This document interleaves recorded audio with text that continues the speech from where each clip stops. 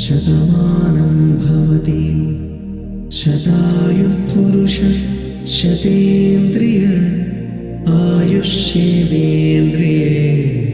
ప్రతిష్టతి.